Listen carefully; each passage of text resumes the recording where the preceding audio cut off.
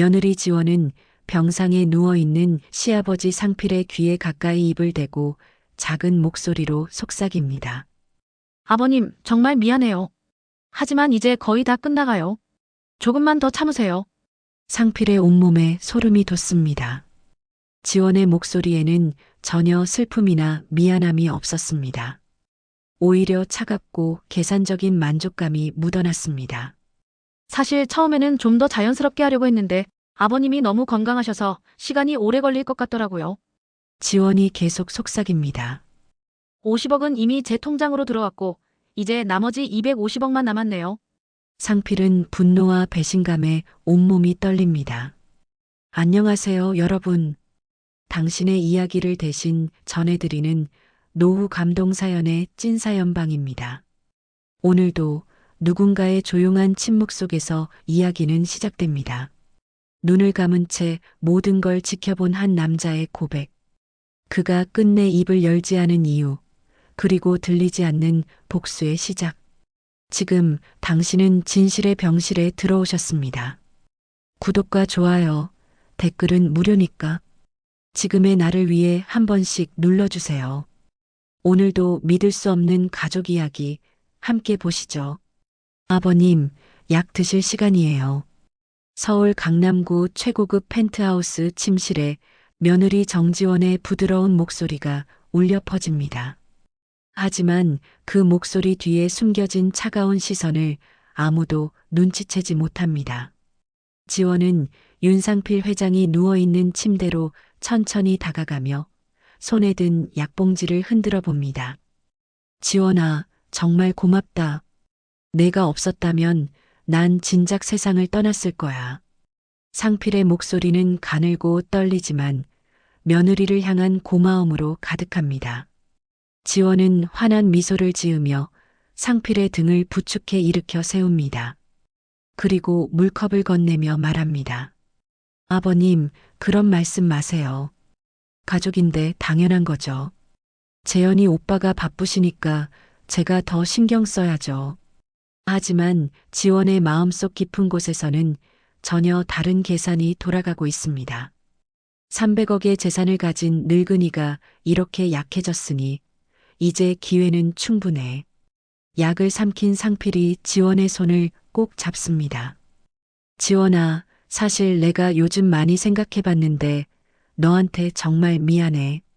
재현이 사업도 어렵고 너희 젊은 부부가 고생하는 걸 보니까 마음이 아프더라고. 지원의 눈이 순간 번뜩입니다. 바로 이 순간을 기다렸던 것입니다. 아버님, 무슨 말씀이세요? 저희는 괜찮아요. 아니야, 아니야. 상필이 고개를 젓습니다. 내가 건강할 때 미리미리 준비해뒀어야 하는데 이렇게 병이 나니까 모든 게 뒤죽박죽이 되어버렸어. 재현이는 아직 어리고 경험도 부족하고 상필은 잠시 말을 멈추고 깊은 한숨을 쉽니다. 그리고 지원의 눈을 바라보며 진지하게 말합니다. 지원아, 너는 정말 꼼꼼하고 신중해. 그리고 무엇보다 나를 친아버지처럼 모셔주잖아. 내가 결정했어. 무엇을요? 지원이 일부러 순진한 표정을 지으며 묻습니다. 50억을 너한테 증여할 거야. 재현이 사업 자금으로도 쓰고 나중에 내가 더 아프거나 응급 상황이 생겼을 때 치료비로도 쓸 수 있게 말이야. 상필의 말에 지원의 심장이 빠르게 뛰기 시작합니다. 아버님, 그런 큰 돈을. 저는 정말 괜찮아요. 지원은 겉으로는 사양하는 척하지만 속으로는 환호성을 지르고 있습니다. 안 돼. 이미 결정한 일이야. 내일 당장 변호사를 불러서 증여 계약서를 작성하자.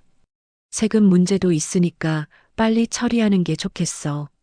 상필이 단호하게 말합니다. 지원은 고개를 숙이며 감격한 척합니다. 아버님, 정말 감사합니다. 재현이 오빠가 알면 얼마나 기뻐할까요? 아버님, 은혜를 평생 잊지 않겠어요. 그래, 우리 지원이가 효부상을 받을 만해. 상필이 만족스러운 표정을 짓습니다. 그날 저녁 지원은 거울 앞에서 화장을 지우며 혼잣말을 합니다. 50억이면 이제 시작이야. 상필 영감이 죽으면 나머지 250억도 내 것이 될 거야. 재현이는 바보니까 눈치도 못 챌 테고. 지원은 서랍에서 작은 수첩을 꺼내봅니다. 그 안에는 상필의 일상 패턴, 복용하는 약물 목록, 그리고 재산 현황이 세세하게 기록되어 있습니다. 마치 사냥꾼이 먹잇감을 관찰하듯 치밀하고 정확합니다. 심장질환 환자는 스트레스나 충격을 받으면 위험하다고 했지? 의사가 절대 흥분하면 안 된다고 했는데. 지원의 입꼬리가 서서히 올라갑니다. 다음 날 아침 지원은 여느 때와 다름없이 상필에게 아침 식사를 준비해 줍니다. 상필은 변호사가 오기를 기다리며 기분 좋은 표정을 짓고 있습니다. 지원아, 정말 다행이야. 너 같은 며느리를 둬서 말이야. 다른 집 며느리들은 시아버지 재산만 노리고 대충 하는데 너는 정말 진심으로 나를 돌봐주잖아. 지원은 상필의 말을 들으며 씁쓸한 미소를 짓습니다. 진심이라. 정말 아무것도 모르는 늙은이네. 내 진심이 뭔지 곧 알게 될 거야. 오후 2시 변호사가 도착합니다. 증여 계약서 작성이 시작되고 지원은 마침내 50억 원의 주인이 됩니다. 하지만 이것은 그저 시작일 뿐입니다. 진짜 게임은 이제부터 시작되는 것입니다. 계약서에 서명을 마친 상필이 지원의 손을 잡으며 말합니다. 이제 마음이 편해졌어. 내가 언제 어떻게 될지 모르니까 미리 준비해둬서 다행이야. 지원은 고개를 끄덕이며 대답합니다. 네, 아버님. 걱정 마세요. 제가 잘 관리하겠어요. 그 순간 지원의 눈동자에 스치는 차가운 빛을 상필은 전혀 눈치채지 못했습니다. 50억 증여 계약이 성사된 지 일주일이 지났습니다. 지원은 매일 아침 상필의 방에서 정성스럽게 간병을 하며 겉으로는 더욱 다정한 며느리 역할을 하고 있습니다. 하지만 그 속마음은 점점 더 급해지고 있었습니다. 아버님, 오늘은 날씨가 정말 좋네요. 지원이 커튼을 걷으며 밝은 목소리로 말합니다. 의사 선생님께서 가끔 바깥 공기를 마시는 게 좋다고 하셨잖아요. 오늘 한번 나가보시는 게 어떨까요? 상필은 창밖을 바라보며 고개를 끄덕입니다. 그래, 정말 오랜만에 화창한 날씨네. 하지만 내가 혼자서는 걷기가 힘들어서. 괜찮아요, 아버님. 휠체어로 모시고 나가면 되죠. 병원 근처에 작은 공원이 있다고 들었어요. 거기 언덕길이 있는데 경치가 정말 아름답다더라고요. 지원의 제안에 상필의 얼굴이 밝아집니다. 그럼 좋겠구나. 정말 오랫동안 집에만 있었더니 답답했어. 지원아, 고마워. 내가 아니었다면 나는 정말 집에서만 썩어 있을 뻔했어. 지원은 미소를 지으며 상필을 휠체어에 앉혀드립니다. 하지만 휠체어를 준비하는 동안 지원의 손가락이 바퀴 볼트 부분을 살짝 만집니다. 아무도 눈치채지 못할 정도로 자연스럽고 빠른 동작이었습니다. 자, 아버님. 준비 끝났어요. 천천히 나가볼까요? 지원이 휠체어를 밀며 현관문을 나섭니다. 병원 근처 공원은 생각보다 조용하고 아늑했습니다. 가을 단풍이 물들기 시작한 나무들과 깔끔하게 정리된 산책로가 인상적이었습니다. 상필은 오랜만에 맞는 바깥 공기에 기분이 좋아 보였습니다. 와, 정말 좋네. 지원아, 내 덕분에 이런 좋은 곳을 알게 됐어. 공기도 맑고 경치도 아름답고. 상필이 감탄사를 연발합니다. 아버님, 저기 언덕길 보이시죠? 올라가면 전망이 더 좋다고 해요. 한번 올라가 볼까요? 지원이 앞쪽 언덕을 가리키며 말합니다.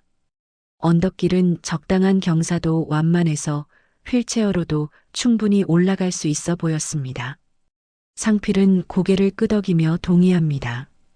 그래, 올라가 보자. 정말 오랜만에 이렇게 기분 좋은 외출이네. 지원은 휠체어를 밀며 천천히 언덕길을 오르기 시작합니다. 중간중간 아버님 괜찮으세요? 빠르지 않죠? 라고 물어보며 세심하게 배려하는 모습을 보입니다. 상필은 지원의 정성에 더욱 감동합니다. 언덕 정상 근처에 도착했을 때 상필은 펼쳐진 전망에 탄성을 지릅니다. 정말 아름답구나. 서울 시내가 한눈에 보여. 지원아, 정말 고마워. 이런 곳을 데려와줘서 아버님이 좋아하시니까 저도 기뻐요. 지원이 대답하며 휠체어를 돌려 하산 준비를 합니다. 하지만 그 순간 지원의 표정이 미묘하게 변합니다. 자, 아버님, 이제 내려가 볼까요? 지원이 휠체어를 밀기 시작합니다. 처음에는 천천히, 그리고 점점 속도가 빨라집니다. 지원아, 조금만 천천히. 상필이 불안한 목소리로 말합니다. 언덕길의 경사가 생각보다 가파르고 휠체어의 속도가 너무 빨라지고 있었습니다. 바로 그 순간입니다. 휠체어의 오른쪽 바퀴가 갑자기 빠져버립니다. 지원이 아침에 살짝 손댔던 볼트가 마침내 완전히 풀어진 것입니다. 아, 상필의 비명소리가 언덕에 울려 퍼집니다. 균형을 잃은 휠체어는 급경사를 따라 굴러 떨어지기 시작합니다. 상필은 나뭇가지와 돌멩이에 부딪히며 언덕 아래로 굴러 떨어집니다. 아버님, 아버님, 지원이 놀란 척 비명을 지르며 언덕 아래로 뛰어내려갑니다. 도와주세요. 누구 없나요? 사람 살려요. 주변에서 산책하던 사람들이 지원의 비명 소리를 듣고 달려옵니다. 상필은 언덕 아래 잔디밭에 쓰러져 있고 휠체어는 산산조각이 나 있었습니다. 119에 신고했어요. 한 시민이 외칩니다. 아버님, 아버님, 정신 차리세요. 지원이 상필 곁에 무릎을 꿇고 앉으며 눈물을 흘립니다. 완벽한 연기였습니다. 곧 구급차가 도착하고 상필은 응급실로 이송됩니다. 지원은 구급차 안에서도 계속 울음을 터뜨리며 제가 조심했어야 했는데 제가 잘못했어요 라고 반복합니다. 응급실에서 의사는 심각한 표정으로 지원에게 말합니다. 환자분의 상태가 심각합니다. 뇌진탕과 여러 부위 골절이 있고 특히 목 부분에 충격이 커서 의식은 돌아올 수 있지만 몸을 움직이거나 말하는 것은 어려울 것 같습니다. 지원은 충격받은 표정을 지으며 눈물을 닦습니다. 그럼 아버님이 깨어나시더라도 네, 식물인간 상태가 될 가능성이 높습니다. 죄송합니다. 의사의 말에 지원은 주저앉으며 오열합니다. 하지만 그 오열 속에서 지원의 입꼬리 살짝 올라갔다가 다시 내려옵니다. 아무도 눈치채지 못한 찰나의 순간이었습니다. 병실로 이송된 상필, 그리고 그 곁에서 밤새 간병하는 지원. 겉으로 보기에는 비극적인 사고를 당한 가족의 모습이었지만 실제로는 치밀하게 계획된 완전 범죄의 시작이었습니다. 병원 중환자실 새벽 3시입니다. 의료진들은 모두 다른 업무에 바쁘고 복도는 적막이 감돕니다. 침대에 누워있는 윤상필의 눈이 천천히 떠집니다. 하지만 몸은 전혀 움직일 수 없고 목소리도 나오지 않습니다. 내가 살아있나? 상필의 의식이 점점 또렷해집니다. 천장의 형광등이 눈에 들어오고 의료기기들의 소리가 귀에 들립니다. 분명히 의식은 있는데 몸이 말을 듣지 않습니다. 그때 어젯밤의 기억이 파편처럼 떠오르기 시작합니다. 언덕길에서 휠체어를 타고 내려오던 순간 갑자기 바퀴가 빠져버렸던 그 찰나의 순간 말입니다. 바퀴가 갑자기 빠질 리가 없는데 상필은 필사적으로 기억을 되짚어 봅니다. 휠체어는 병원에서 대여해 준 것이고 정기적으로 점검을 받는 제품이었습니다. 그런데 하필 언덕길에서 바퀴가 빠진다는 게 말이 됩니까?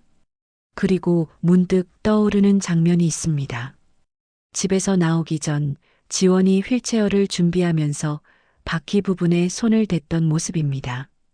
그때는 단순히 점검하는 것으로 생각했는데 설마 지원이가? 상필의 가슴이 두근거리기 시작합니다. 하지만 곧 자신의 생각을 부정합니다. 아니야, 그럴 리가 없어.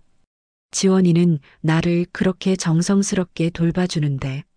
하지만 의심의 씨앗은 이미 마음속에 뿌려졌습니다.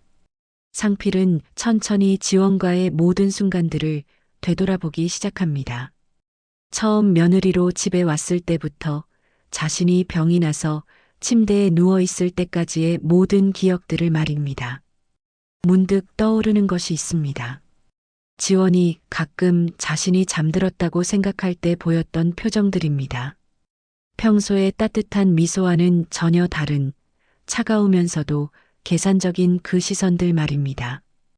그리고 50억 증여 이야기도 내가 먼저 꺼낸 게 아니라 지원이가 유도한 거였어. 상필은 점점 더 명확해지는 진실에 경악합니다. 바로 그때 병실 문이 조용히 열립니다. 지원이 들어옵니다. 얼굴에는 걱정과 슬픔이 가득하지만 상필은 이제 그것이 연기라는 걸 압니다. 아버님, 제가 왔어요.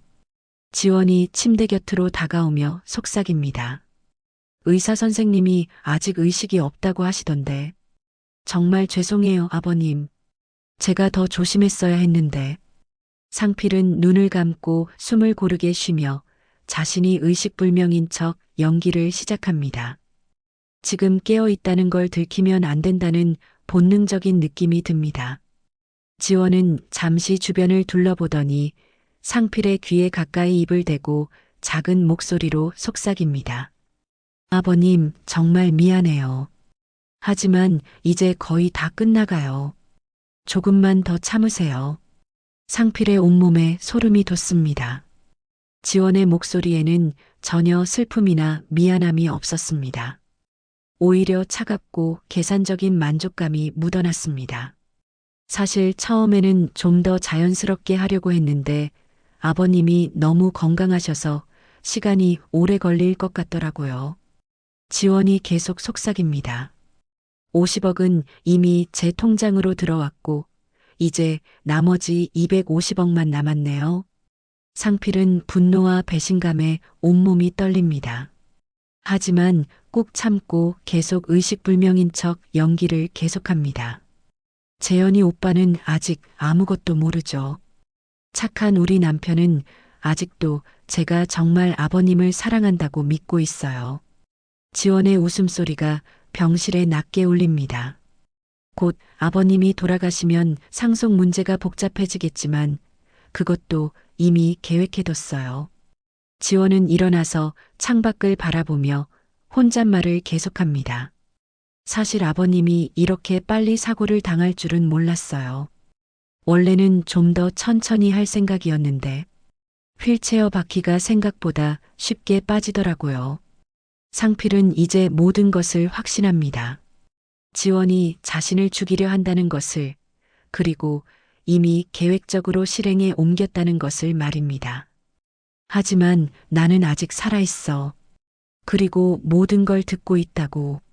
상필은 마음속으로 다짐합니다. 이제 내가 죽은 척하면서 증거를 모아야 해. 지원이 다시 침대로 다가와 상필의 손을 잡습니다. 아버님, 편히 쉬세요. 오래 고생하지 마시고.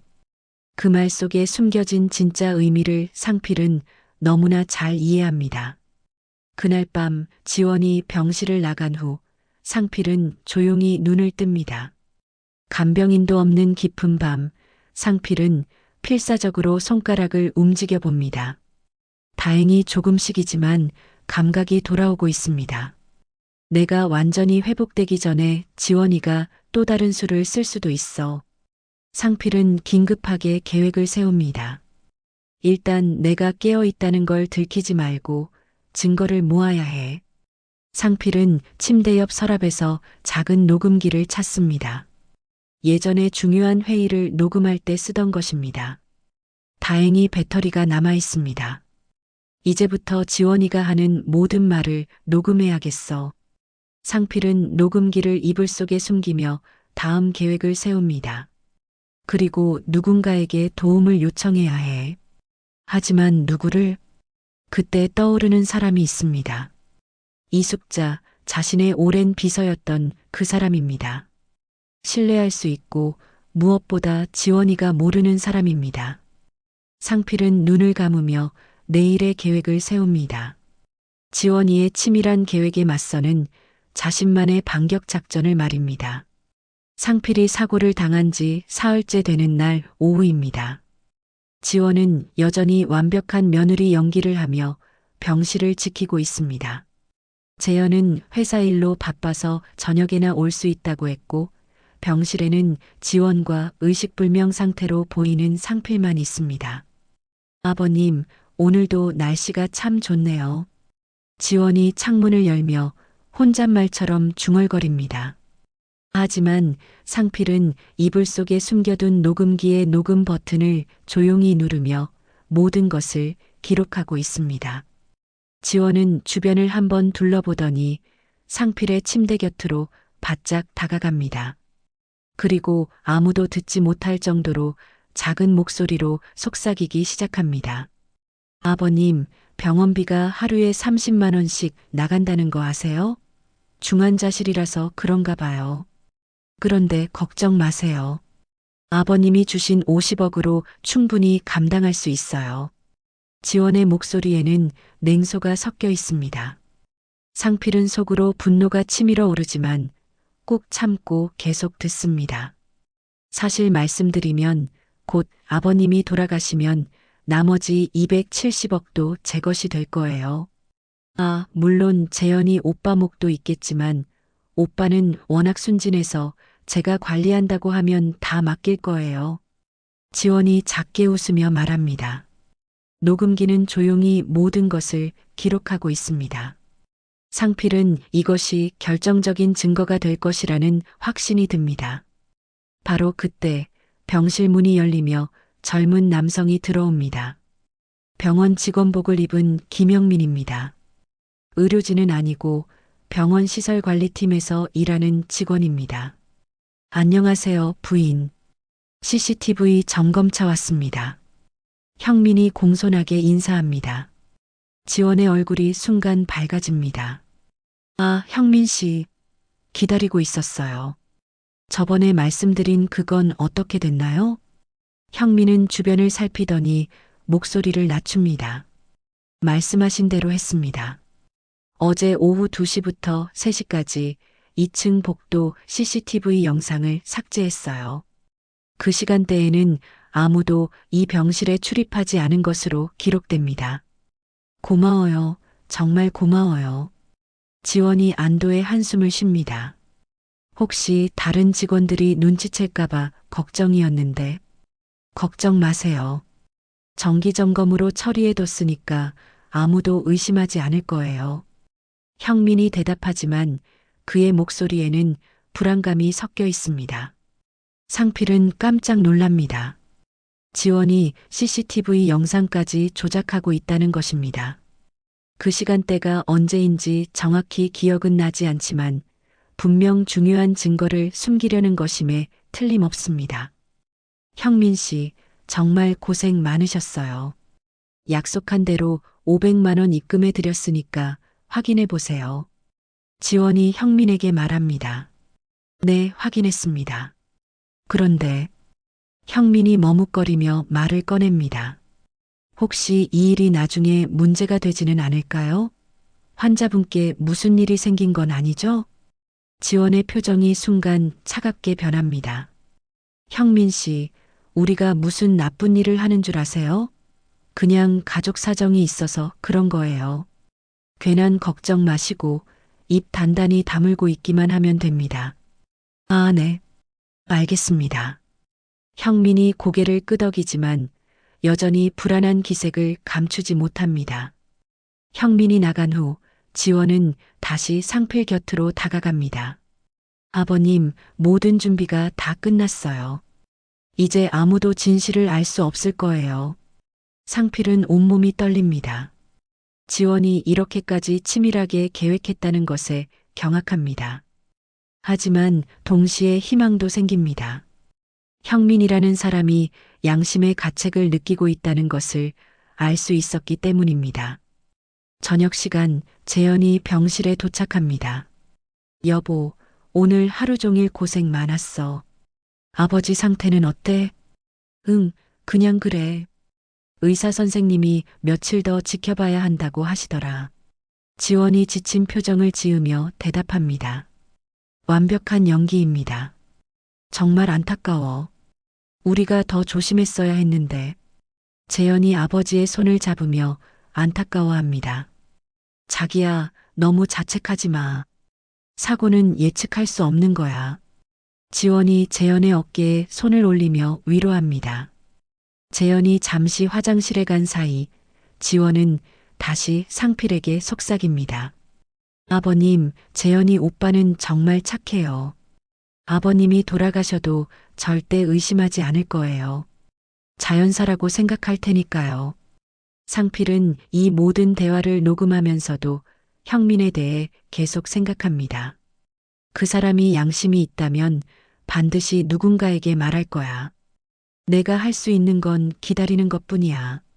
그날 밤 늦게 형민은 집으로 돌아가는 길에 계속 불안해합니다. 지원에게서 받은 돈이 주머니 속에서 무겁게 느껴집니다.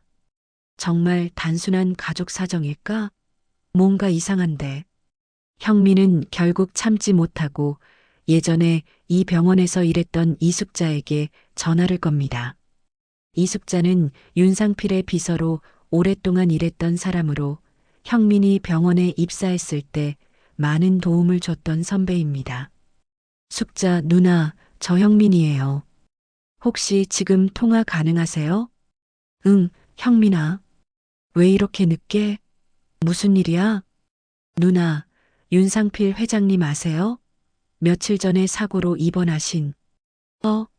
상필 회장님이 사고를 당하셨다고? 언제? 어떻게? 형민은 주저하면서도 결국 자신이 겪은 일을 이숙자에게 털어놓습니다. CCTV 영상 삭제 건과 지원에게서 돈을 받은 일까지 모든 것을 말합니다. 전화기 너머로 이숙자의 놀란 목소리가 들립니다. 형민아, 그거 큰일 났다. 당장 내일 나를 만나자. 다음 날 오전 병원 근처 작은 카페에서 이숙자와 형민이 마주 앉았습니다. 이숙자는 50대 중반의 단정한 여성으로 윤상필의 비서로 20년간 일하며 그의 모든 사정을 속속들이 알고 있는 사람입니다. 형민아, 어젯밤에 전화로 들은 것보다 더 자세히 말해봐. 이숙자의 목소리는 진지하고 단호했습니다. 형민은 커피잔을 붙잡고 떨리는 목소리로 말하기 시작합니다. 누나, 정말 이상해요. 정지원 씨가 저에게 CCTV 영상을 삭제해달라고 했을 때부터 뭔가 수상했어요. 가족 사정이라고 하면서 500만 원이나 주면서 부탁하더라고요. 어느 시간대 영상을 삭제하라고 했는데? 이숙자가 날카롭게 묻습니다. 사고 당일 오후 2시부터 3시까지요. 그 시간에 누군가 병실에 출입한 기록을 없애달라고 했어요. 형민이 대답하자 이숙자의 표정이 굳어집니다. 형민아, 그 시간이 언제인지 정확히 아니? 상필 회장님이 사고 당한 날 말이야. 네, 정확히 사고 당일이었어요. 사고는 오후 1시쯤 났는데 왜 그 이후 시간대 영상을 삭제하라고 했는지 이숙자는 잠시 생각에 잠깁니다. 뭔가 중요한 단서가 있다는 직감이 듭니다. 형민아, 혹시 상필 회장님 병실에 가볼 수 있을까? 내가 예전에 그분 비서였다고 하면 면회는 가능할 것 같은데. 가능해요.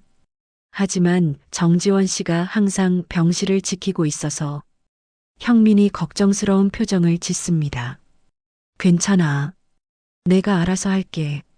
오늘 오후에 가보자. 이숙자의 눈에 결의가 보입니다. 그날 오후 이숙자는 형민과 함께 병원을 찾았습니다. 마침 지원이 잠시 식사를 하러 나간 사이였습니다. 이숙자는 간호사에게 자신이 상필의 오랜 비서였다고 설명하고 짧은 면회 허가를 받았습니다. 병실에 들어선 이숙자는 침대에 누워있는 상필을 보며 가슴이 아팠습니다. 한때 그렇게 당당하고 카리스마 넘쳤던 사람이 이제는 의식불명 상태로 누워있다니. 회장님, 저 이숙자예요. 들리시나요? 이숙자가 상필의 손을 잡으며 조용히 말합니다. 상필은 깜짝 놀랍니다. 이숙자의 목소리를 들은 순간 눈물이 날 뻔했습니다. 하지만 아직 지원이 돌아올 수 있으니 조심해야 합니다. 이숙자는 잠시 주변을 둘러보더니 상필의 귀에 가까이 대고 속삭입니다. 회장님, 혹시 제 말이 들리시면 손가락을 조금만 움직여주세요. 상필은 필사적으로 집중해서 오른손 검지손가락을 아주 조금 움직입니다. 이숙자는 그 미세한 움직임을 놓치지 않고 확인합니다. 회장님, 의식이 있으시는군요. 이숙자가 놀라며 작은 목소리로 외칩니다. 형민 씨가 말한 게 사실인가요? 정지원 씨가 뭔가 숨기고 있는 건가요? 상필은 다시 손가락을 움직여 신호를 보냅니다. 이숙자는 즉시 상황을 파악합니다. 회장님, 지금 말씀하시기 어려우시겠지만 제가 도와드릴게요. 혹시 증거가 있으시면 손가락으로 알려주세요. 상필은 이불 아래에 숨겨둔 녹음기 쪽으로 시선을 돌립니다. 이숙자는 그 시선을 따라 이불을 조심스럽게 들춰보고 작은 녹음기를 발견합니다. 이것 때문이군요. 이숙자가 녹음기를 확인하며 놀랍니다. 회장님이 모든 걸 녹음해 두신 거예요? 바로 그때 복도에서 발소리가 들립니다. 지원이 돌아오는 소리입니다. 이숙자는 재빨리 녹음기를 자신의 핸드백에 넣고 평범한 면회객인 척 자리를 정리합니다. 회장님, 저는 이제 가볼게요. 빨리 회복하세요. 이숙자가 큰 목소리로 말하며 문 쪽으로 향합니다. 지원이 병실로 들어오면서 이숙자와 마주칩니다. 어머, 어떻게 오셨어요? 안녕하세요. 저는 윤 회장님의 예전 비서였던 이숙자라고 합니다. 소식을 듣고 잠깐 문 안 인사차 왔어요.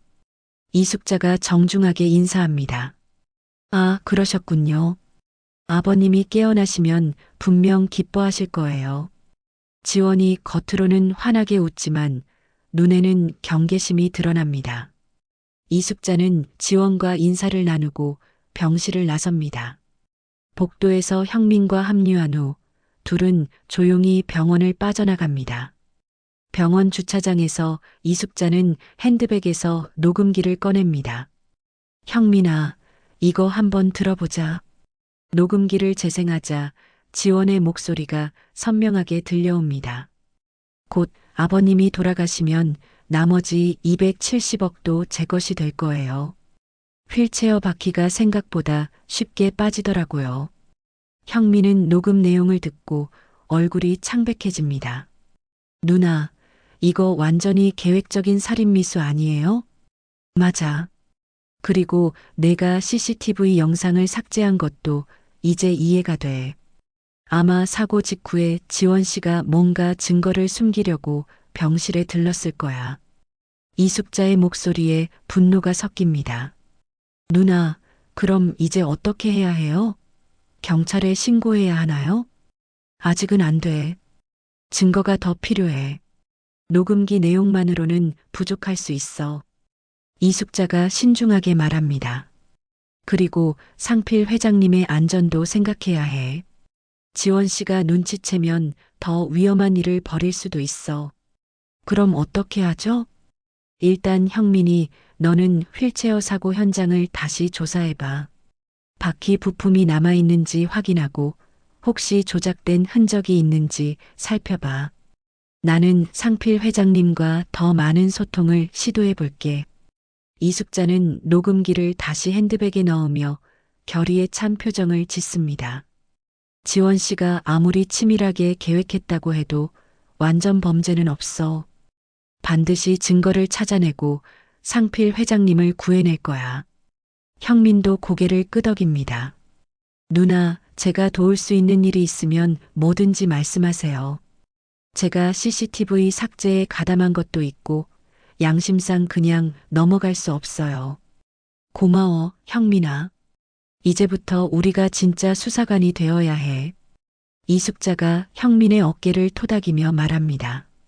그날 밤 상필은 이숙자가 녹음기를 가져간 것을 알고 안도의 한숨을 쉽니다. 드디어 자신의 편이 생겼습니다. 이제 반격의 시작입니다. 상필이 사고를 당한 지 일주일이 지났습니다. 이숙자와 형민은 조용히 증거 수집을 시작했고 지원은 여전히 완벽한 며느리 연기를 계속하고 있습니다. 하지만 이제 상황은 지원이 예상했던 것과는 전혀 다른 방향으로 흘러가고 있습니다. 이날 오전 지원은 평소처럼 상필을 돌보고 있었습니다. 하지만 무언가가 달랐습니다. 상필의 호흡이 더 고르고 가끔 손가락이 미세하게 움직이는 것 같았습니다. 아버님, 혹시 제 말이 들리세요? 지원이 조심스럽게 물어봅니다. 만약 상필이 깨어난다면 자신의 계획에 차질이 생길 수 있습니다. 상필은 여전히 눈을 감고 있지만 내심으로는 긴장합니다. 지원이 자신의 회복을 눈치채기 시작한 것 같습니다. 하지만 아직은 때가 아닙니다. 오후가 되자 지원은 중요한 용무가 있다며 병실을 나섭니다. 50억 증여와 관련된 세무 문제를 처리하기 위해 세무서에 가야 했습니다. 세무서에 도착한 지원은 담당 공무원과 상담을 받기 시작합니다. 증여세 신고 건으로 왔는데요. 50억 원 증여받은 건에 대해서요. 네, 확인해 보겠습니다. 담당자가 컴퓨터를 확인하더니 이상한 표정을 짓습니다. 이상하네요. 윤상필 씨 명의 자산 중 일부가 동결되어 있는데요. 동결이요? 지원의 얼굴이 순간 굳어집니다. 무슨 말씀이세요? 여기 보시면 며칠 전부터 금융감독원에서 자산 동결 조치를 취했다고 나와 있네요. 혹시 어떤 사건이나 수사와 관련이 있으신가요? 지원은 당황하여 말을 더듬습니다. 아니요. 저는 아무것도 모르는데요. 혹시 실수가 아닐까요? 실수일 가능성은 낮습니다. 이런 조치는 보통 수사기관의 요청이 있을 때만 이뤄지거든요. 담당자가 설명합니다. 지원은 급히 세무서를 나서며 휴대폰을 확인합니다. 그런데 부재중 전화가 여러 통 있었습니다. 모두 모르는 번호였습니다. 곧 휴대폰이 울립니다. 여보세요? 정지원 씨죠? 서울지방경찰청 수사과입니다. 윤상필 씨 관련 사건으로 조사를 받으셔야 할 것 같은데요. 언제 시간 되십니까? 지원의 온몸에 소름이 돋습니다. 수사요? 무슨 일인지 모르겠는데요. 자세한 내용은 직접 만나서 말씀드리겠습니다. 내일 오전 10시에 경찰서로 출석 부탁드립니다. 전화가 끊어진 후 지원은 주저앉을 뻔했습니다. 어떻게 된 거지? 누가 신고를 한 건가? 한편 병원에서는 이숙자가 형민과 함께 마지막 증거 수집을 하고 있었습니다. 형민은 며칠 전부터 사고 현장을 조사해서 휠체어 부품을 찾아냈고 기계공학과 친구의 도움을 받아 인위적으로 조작된 흔적을 확인했습니다. 누나, 확실해요. 이 볼트는 분명히 누군가가 일부러 풀어놓은 거예요. 자연적으로 빠질 수가 없는 구조거든요. 형민이 증거 사진을 보여주며 설명합니다. 좋아. 이제 모든 증거가 갖춰졌네. 이숙자가 만족스러운 표정을 짓습니다. 녹음 파일, CCTV 조작 증언, 그리고 휠체어 부품까지. 이 정도면 충분해. 이숙자는 휴대폰을 꺼내 신뢰할 만한 경찰 지인에게 전화를 겁니다.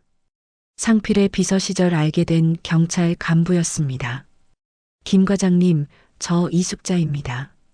중요한 사건을 신고하려고 하는데요. 그날 저녁 병실로 돌아온 지원의 얼굴은 창백했습니다. 상필은 지원의 달라진 분위기를 즉시 느낄 수 있었습니다. 아버님, 오늘 이상한 일이 있었어요. 지원이 떨리는 목소리로 말합니다. 갑자기 경찰에서 연락이 와서 조사를 받자고 하더라고요. 무슨 일인지 모르겠어요. 상필은 속으로 환호성을 지릅니다. 드디어 이숙자의 계획이 실행에 옮겨진 것입니다. 지원은 불안한 마음에 병실 안을 서성거리며 혼잣말을 합니다. 누가 신고를 했을까? CCTV도 삭제했고 증거도 남기지 않았는데.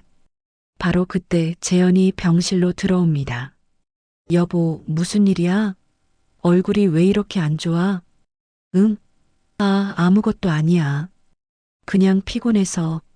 지원이 애써 웃으며 대답합니다. 그런데 이상한 일이 있었어. 회사에 경찰에서 연락이 왔다더라. 아버지 관련해서 뭔가 조사한다고. 재현의 말에 지원의 얼굴이 더욱 창백해집니다. 경찰이 회사에도 연락했다고? 응. 정확히는 모르겠지만 뭔가 큰 수사가 진행되고 있는 것 같아. 혹시 아버지 사업이나 재산과 관련된 건 아닐까? 재현이 걱정스러운 표정을 짓습니다. 지원은 더 이상 참을 수 없어 화장실로 급히 들어갑니다. 거울을 보며 자신의 창백한 얼굴을 확인하고는 차가운 물로 세수를 합니다. 침착해, 정지원. 아직 확실한 증거는 없을 거야. 녹음기도 없고 CCTV도 삭제했고. 하지만 불안감은 점점 커져만 갑니다. 그날 밤 늦게 지원이 잠든 사이 상필은 조용히 눈을 뜹니다. 이제 몸의 감각이 많이 돌아왔습니다. 손가락뿐만 아니라 팔과 다리도 조금씩 움직일 수 있게 되었습니다. 상필은 조심스럽게 침대에서 일어나 창문으로 다가갑니다. 밤하늘의 별을 바라보며 마음속으로 다짐합니다.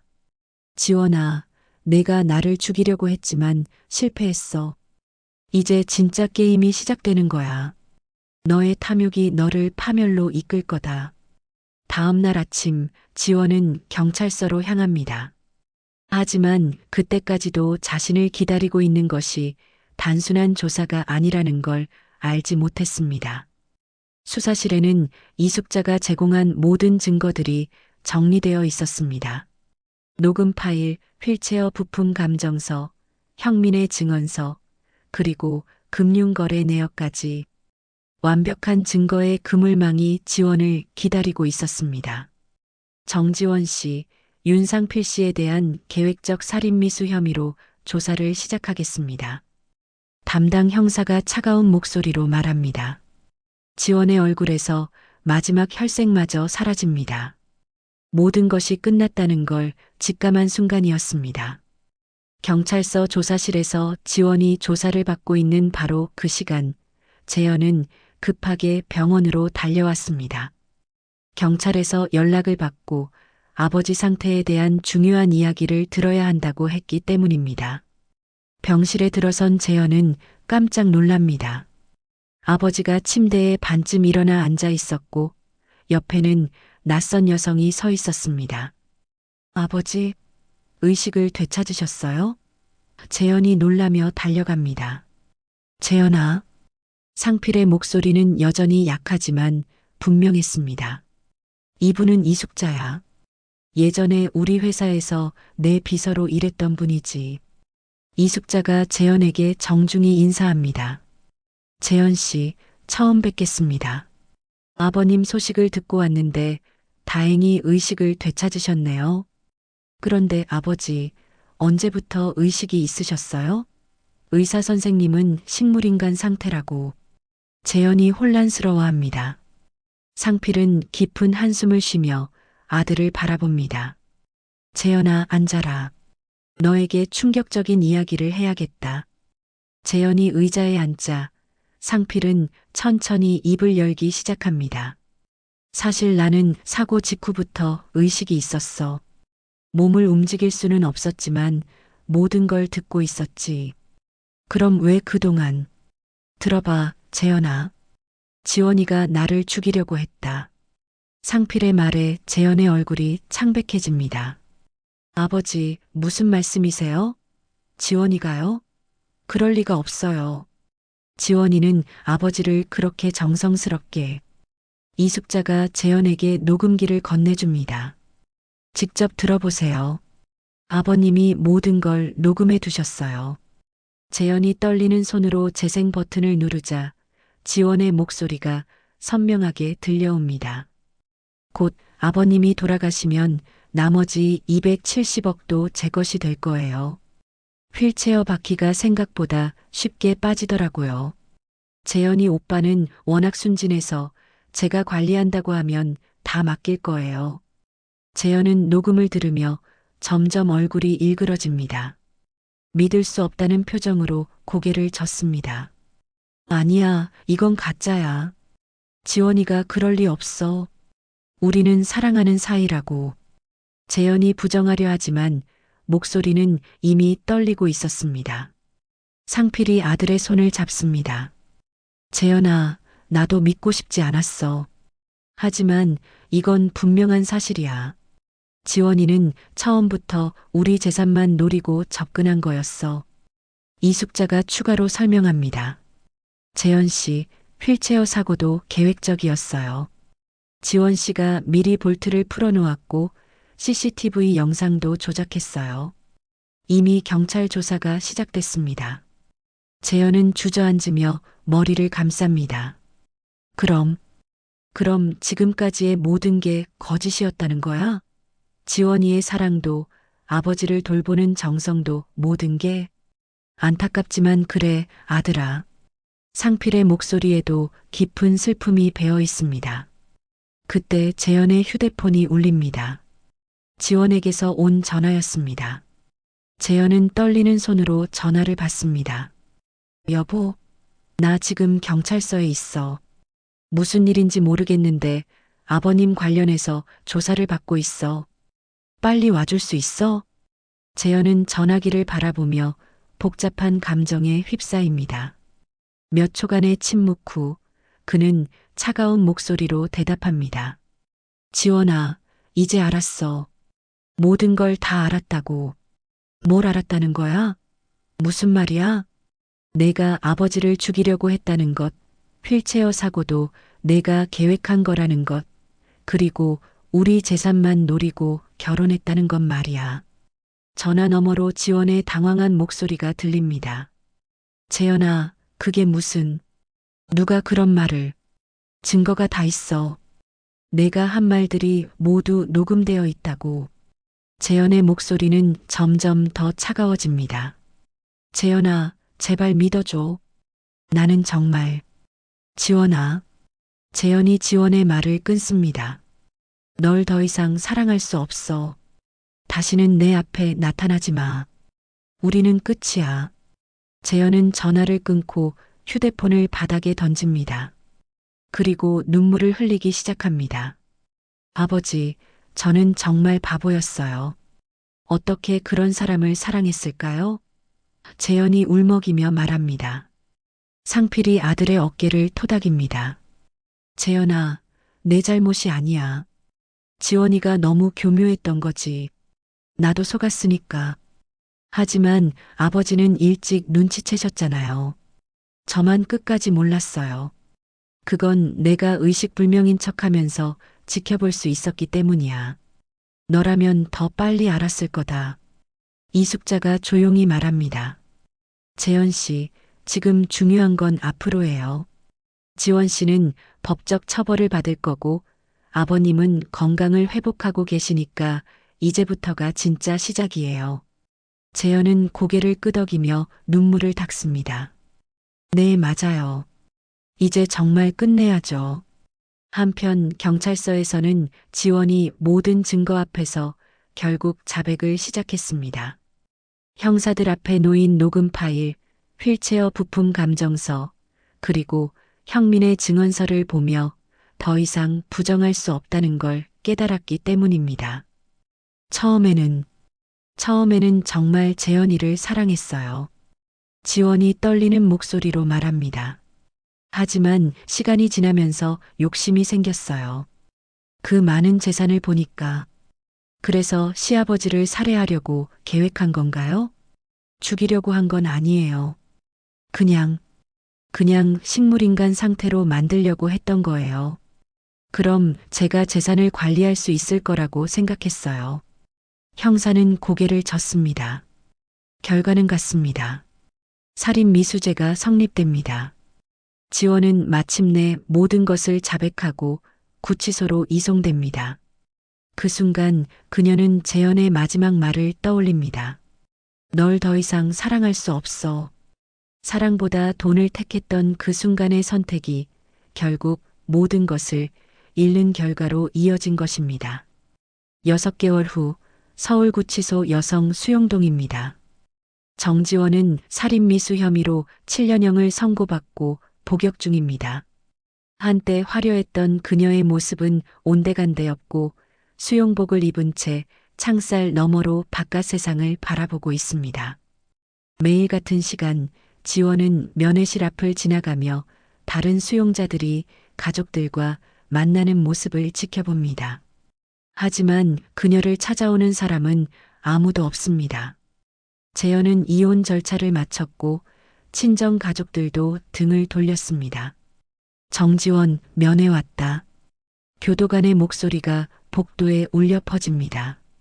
지원은 깜짝 놀라며 일어납니다. 6개월 만에 처음 들어보는 면회 소식이었습니다. 누가 왔을까? 혹시 재현이가? 가슴이 두근거립니다. 면회실에 들어간 지원은 실망합니다. 재현이 아니라 변호사였습니다. 하지만 그 변호사가 전하는 소식은 더욱 절망적이었습니다. 지원 씨, 이혼이 최종 확정됐습니다. 그리고 재현 씨가 전하는 말이 있어요.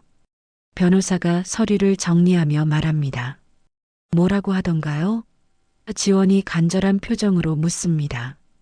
다시는 연락하지 말라고 하시더군요.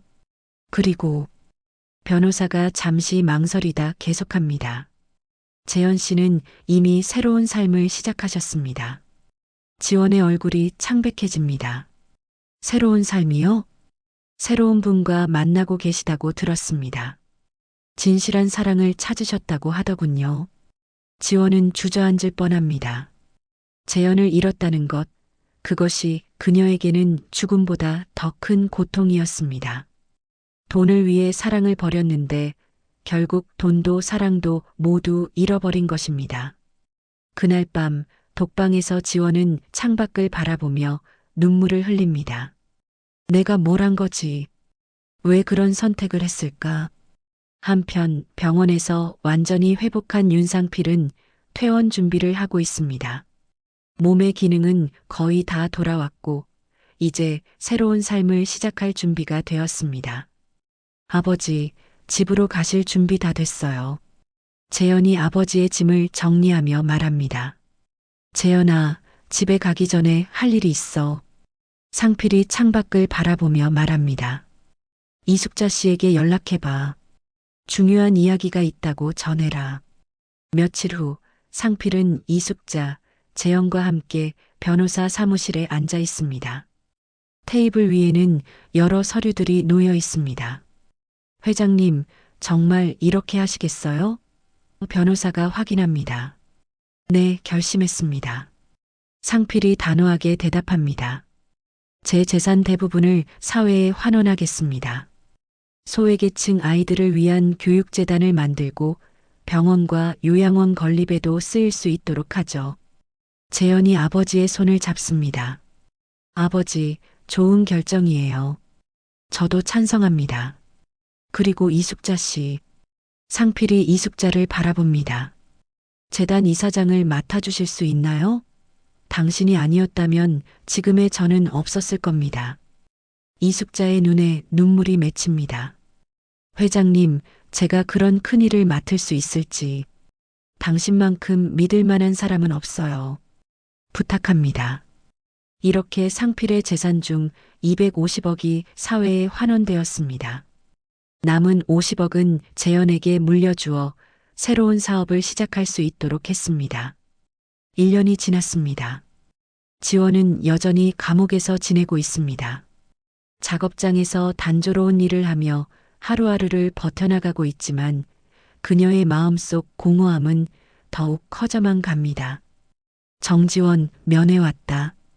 또다시 들려오는 면회 안내 방송입니다.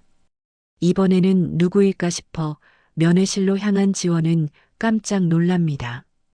윤상필이 앉아 있었습니다. 건강을 완전히 회복한 모습으로 말입니다. 아버님. 지원이 떨리는 목소리로 말합니다.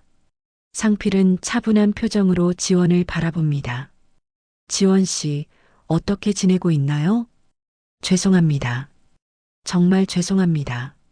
지원이 눈물을 흘리며 사죄합니다. 복수하러 온 게 아닙니다. 상필이 조용히 말합니다. 그냥 한 가지 묻고 싶어서 왔어요. 정말 후회하고 있나요? 지원은 고개를 끄덕입니다. 매일 후회해요. 왜 그런 선택을 했는지, 어떻게 그런 마음을 가질 수 있었는지. 재현이를 정말 사랑했는데 욕심 때문에 모든 걸 잃었어요. 복수는 칼이 아니에요. 상필이 일어서며 말합니다. 마음을 접고 등을 돌리는 게 진짜 벌이죠. 지원 씨도 언젠가는 진정한 반성을 통해 새로운 삶을 찾으시길 바랍니다. 상필이 면회실을 나서자 지원은 혼자 남겨집니다. 그제서야 깨닫습니다. 진정한 벌은 감옥살이가 아니라 사랑하는 사람들이 모두 등을 돌리고 떠나간 이 외로움이라는 것을 말입니다. 창밖으로 지는 석양을 바라보며 지원은 마음속으로 다짐합니다. 언젠가 이곳을 나가게 되면 진짜 사람답게 살아보자. 돈이 아닌 진실한 마음으로. 그리고 그 순간 처음으로 진정한 눈물을 흘립니다. 후회의 눈물이 아닌 새로운 시작을 다짐하는 눈물을 말입니다. 가족이라는 이름으로 가장 가까운 사람이 가장 무서운 칼이 될 수도 있습니다. 그는 입을 열지 않았습니다. 대신 진실을 들려줄 준비를 했죠. 그 복수는 피도 칼도 없었지만 사랑 하나로 그녀를 무너뜨렸습니다. 오늘 이 이야기가 마음에 남으셨다면 구독과 좋아요는 무료이니깐 살짝 눌러주세요. 더 많은 인생 이야기에 큰 힘이 됩니다. 댓글로 여러분의 생각도 꼭 들려주세요. 다음 영상에서 또 만나요. 감사합니다.